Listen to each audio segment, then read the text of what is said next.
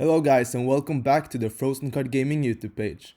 Mateusz here, and today I have a special guest with me, Tristan Pug. Hello, it's actually Pew.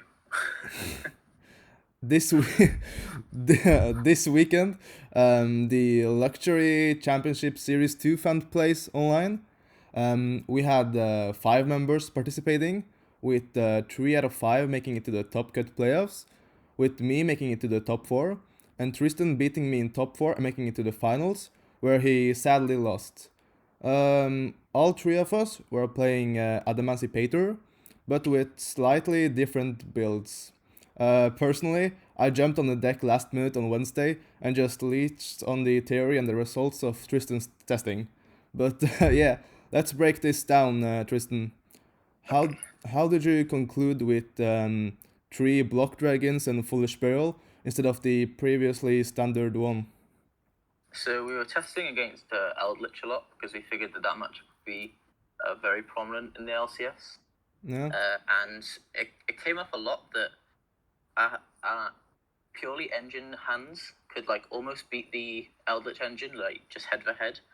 And a lot of the times they would have a hand trap and then a couple traps.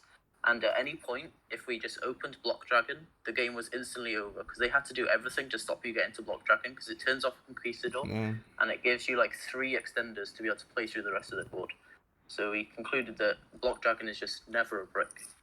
Yeah, that's true. It personally won me many games by just hard drawing it. Yeah, exactly. So they always you make Gallant on it anyway, and they always have to hand trap it, Yeah. and then you just summon the Block Dragon. They think, oh, I just got sacked because they had the one. Yeah, exactly. um, yeah, but why did you decide to play the Madolchi and the Zubababa? Okay, so it kind of goes together with the 4 Block Dragons because if you're opening Block Dragon, you also need to open Earths for it to be live consistently. So the Zubaba is an Earth, and it combos specifically with opening the continuous spell Onomata Pickup and Onomatopoeia. So if you open one of each of those and no other extenders, you still get to Appaloosa and the Auroradon combo, with even if you miss on both of the tuners. And the Madolche is it's just the easiest rank 4 Earth extender going first. You just have to have no monsters in the grave, and you just special summon it from your hand. And then it combos with Seeker because you just get to normal summon Seeker and then use the effect, whereas no other card in the deck does that other than the tuners and Doki. Yeah. And it's also obviously very good with Pera because it basically does the same thing as Zubaba in that sense. Yeah. One of the differences between the list we played is that I played more Go Go Go's than you, with 3 gigas. Why did you only play 1? And did you ever feel like you missed Nibiru in the main deck? It personally won me some matches. Okay, so the reason for the ratios on the Go-Go-Go's is because with we basically have 5 copies of Pera, and you don't want to see Gigas in hand unless you also have Pera. You don't want to see Glove unless you also have Pera. And we also we needed space for the blocks, and we needed space for the Auroradon combo with Olion and Jet. And you have to. I feel like we have to play 3 Guardian and 3 Doki. So the only cuttable cards in that engine are the Go-Go's because they're mostly awful to draw. Yeah. You only want to hit them off excavates and such. Indeed. What about the Nibiru? Oh, so we kind of figured that Nibiru wasn't enough to win the mirror match game 1 on its own, because they can have almost any extender. If they open Researcher, Block, or Reborn or Signs, you can just lose if you have Nibiru. So it just didn't feel like enough. And with the Eldritch, it's obviously completely dead against them. So I figured it was better to have in the side and just have a more consistent main deck.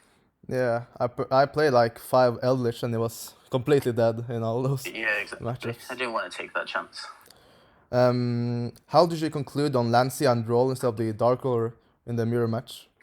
So this is we could maybe argue that it was a mistake to play these cards. So initially we figured that not many people would be playing the Auroradon combo in the extra deck. So they were relying on the excavates and the Block Dragon to be able to extend through any sort of interrupts. And Lancia turns off Block Dragon instantly. It also turns off Gigantes, so it makes it harder for them to get to a rank 4 if they don't open Pera.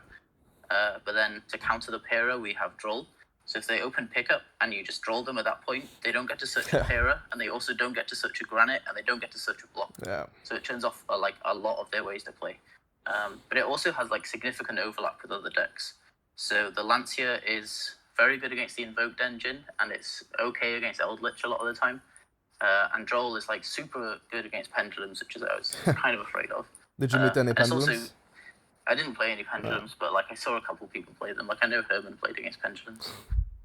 But Droll is also good against people playing like the Light Sworn Invoke deck, and Droll is kind of good against that because they play a Magician Soul and Charge of the Light Brigade. Oh yeah. And then Droll is also good against. Droll and Lancia were good against DDD, which I played against. I just never got to resolve it. Yeah, they called Bury Grave in the finals. Yeah.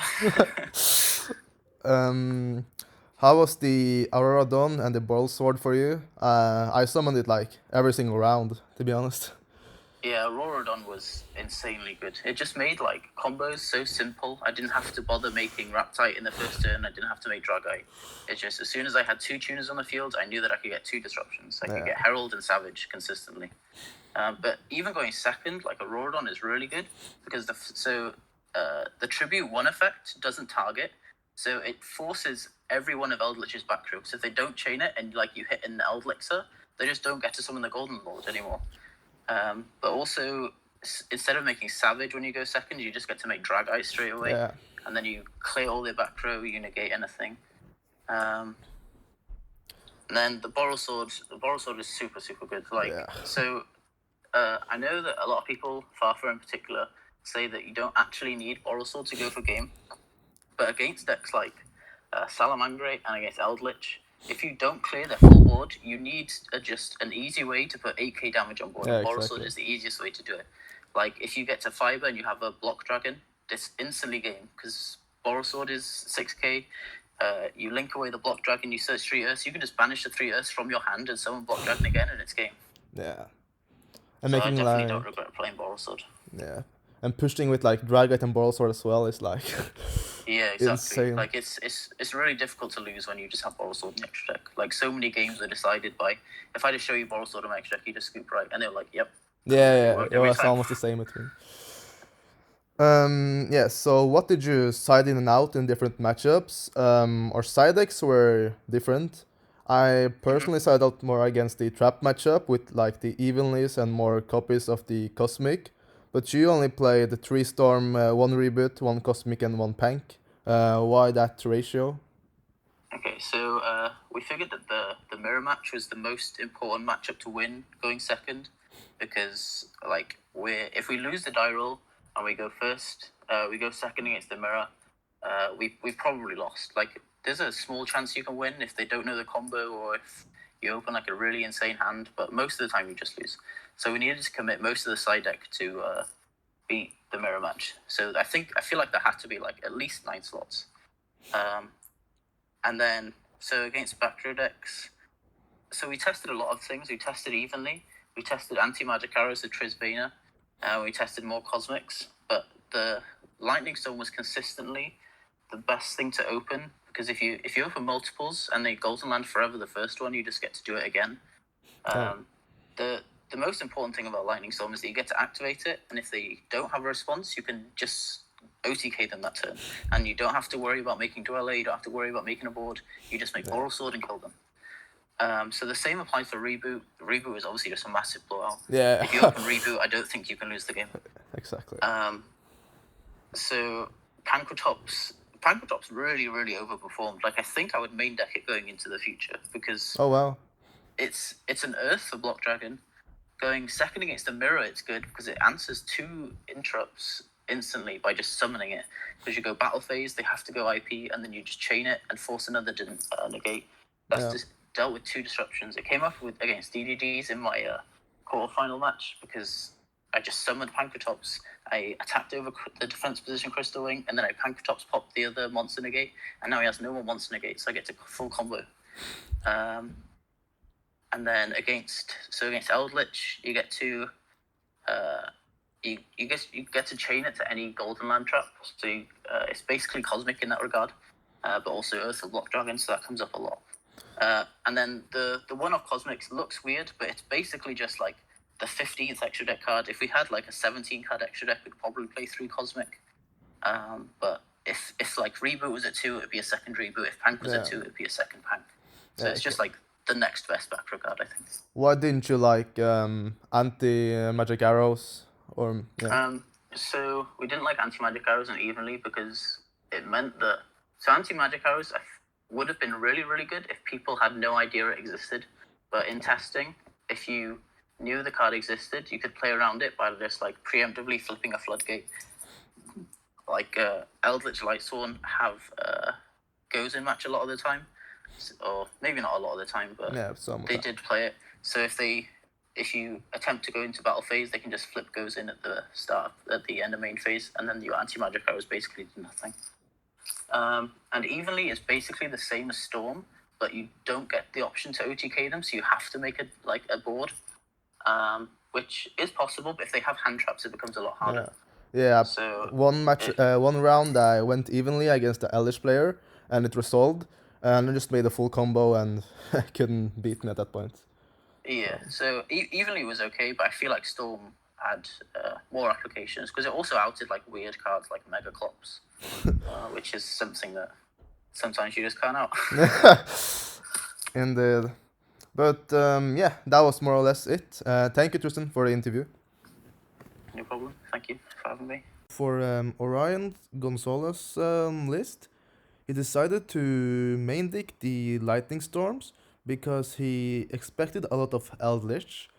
And he decided to not play the Guardians because they can brick in the opening hand, as well as he felt that they don't do enough, as people aren't leaning that much towards hand traps, he thought.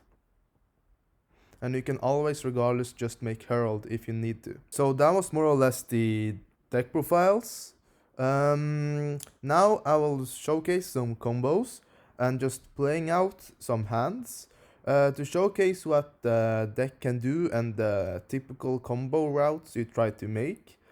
I will also showcase the Zubaba Gagaga Code card, which Tristan played, and the combo around it. Also, big shout out to the Disciples and Marcus Patel, as well as Gabriel. So this combo shows what you can do with Onomatopoeia and 2 any random Earth monsters, as well as 2 random discards. The reason why you search Block Dragon instead of the Researcher is because you're able to search it either way with Researcher, and it's really important to resolve Block Dragon on both of your turn and your opponent's turn to have a big follow-up play.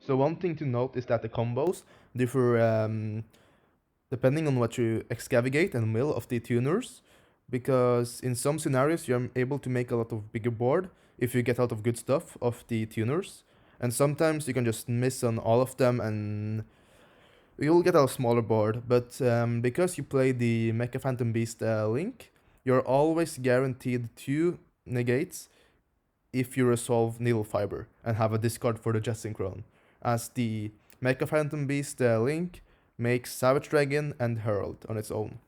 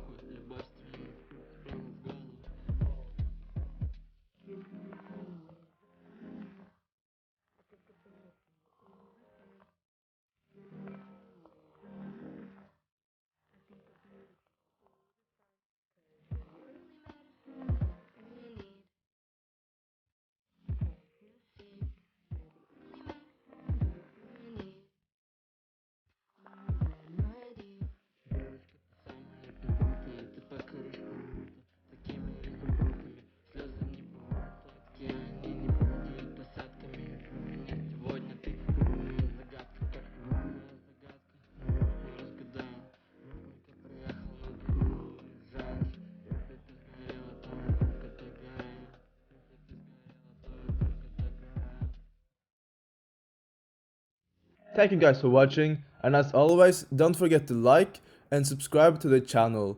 Let us down in the comment section below if you think Block Dragon will get banned on the next ban list. See you guys next time.